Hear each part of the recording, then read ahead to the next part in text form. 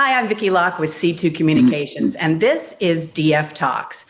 For over 50 years, Downing-Frye Realty has set the standard for excellence and professionalism in Naples, Marco Island, Bonita Springs, and Estero real estate markets. And joining us right now is Don Ross, Vice President of Downing-Frye, also a real estate attorney and owner of a title escrow company. Hey, Don.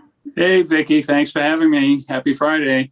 Yes, glad we could get you away from such a red hot market in Southwest Florida right now, especially for sellers. You got to be going crazy. I was halfway there to start with. So yes, definitely going crazy. It's a crazy, crazy time. So let's talk about bidding wars, multiple offers. What's going on? I know it's a great time right now for sellers in real estate. It's a great time for sellers. There are very few sellers out there actually with listings. The listings are at historic lows. Handling the multiple offers, I mean, you think this is a bounty that they can really enjoy, but it's a lot of stress if they don't know how to do it correctly. It really is. So, we try our best to help them along the way. We do have some guidance from the National Association of Realtors. They have 2 or 3 pages on how to handle multiple offers, which I urge all the realtors to get. I have it. I mean, you can get it from the Naples Board of Realtors. So, please get that. It's a huge help. And yes, there are quite a few multiple offers out there. So does the person that offers the most always get the house? Gosh, no. Really? I mean, where I am right now, there were multiple offers on it. I was the lowest price. Reason I got it, my father was a seller. So you get some sellers who have they feel morally obligated to sell to somebody. They might have promised them over the telephone. I tell them you're not obligated because it's not in writing. And they say, I just feel morally obligated because I promised so-and-so. So, they'll take that into consideration. They might look at the timing of the offer. When is it going to close? How much of a deposit is down? What do they know about the buyer? Does the buyer seem likely to be able to close? And sometimes they just don't like the person making the offer. I mean, sometimes they get off on the wrong foot. So how you introduce yourself to the owner is really critical. How you handle it is really as important as what you do. Wow. And I would think you'd have a leg up because especially if you're dealing with buyers from other states, being a real estate attorney, you've got the advantage. Well, I have that. I mean, I've been doing it 40 years. I'm from Massachusetts. I have family that do real estate closings in 5 states in the New York area, cousins of mine. My son does closings in Georgia. I've had a son who was an attorney in Virginia. I'm kind of the family lawyer, so every time one of my kids or cousins or nieces or nephews buys something, I see it, and I know how things are done in Chicago. I know how they're done in New York. I know Massachusetts, where I grew up. So that helps. I can speak the lingo of the attorney from the other state. I can fake it. I know enough about it to come across and understand their concerns. Well, take us through the process. So someone wants to sell their house right now. They've got an offer, or they've got a price in mind, but all of a sudden the bidding war begins. Well, the realtor will generally call me, and sometimes I'll get involved with the owner. I tell the owner, I tell the realtor, especially if I'm talking to the realtor, you really have to make this the owner's decision. This is a business decision. Which offer to accept is not a realtor decision. It's not a legal decision. We don't know what the owner makes. We don't know how much money the owner has in the bank. We don't know how badly they need to sell this property.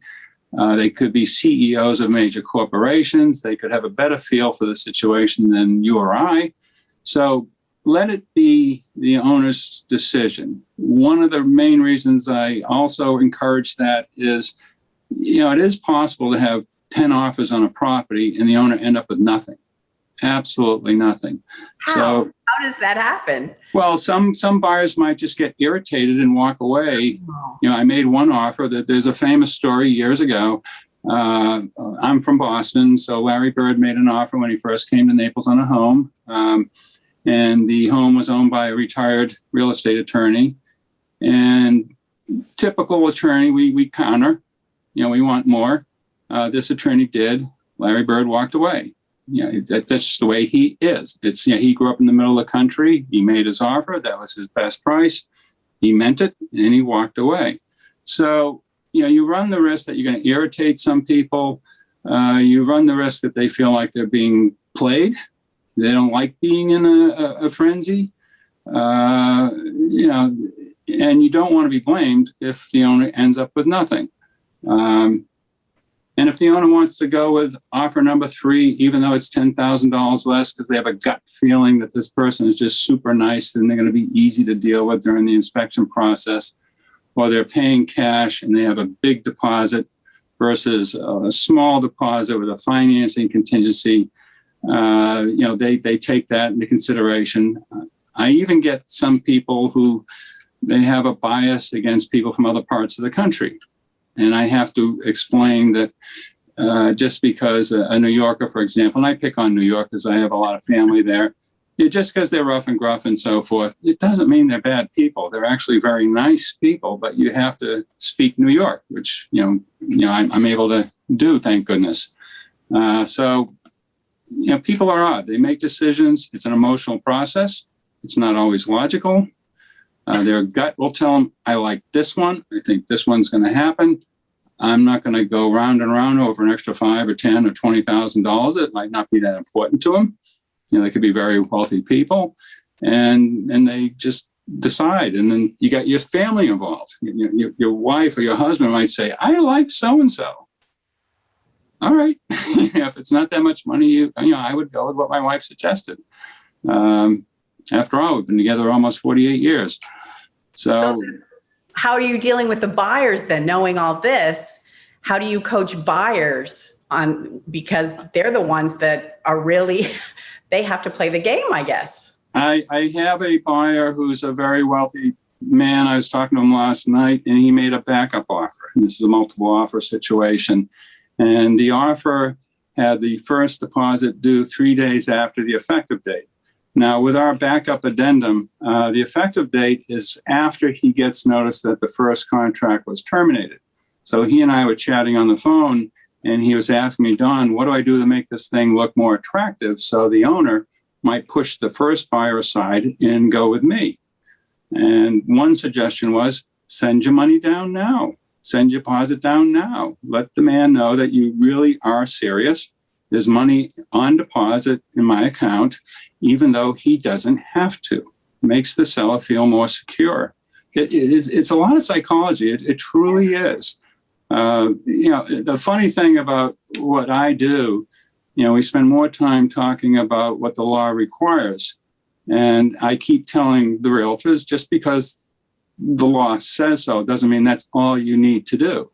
I mean, you have to bring in your sales instincts and ask yourself, what would it take if I were in the seller's shoes to make this more attractive to me? How do I handle it? Is there a better way? Just because I don't have to doesn't mean I shouldn't from a sales perspective. So, that was my phone call last night. I have to call the gentleman afterwards, because now he's found another property. He says, what do I do about the first one? So there's a lot of it's probably at least half psychology. It truly is.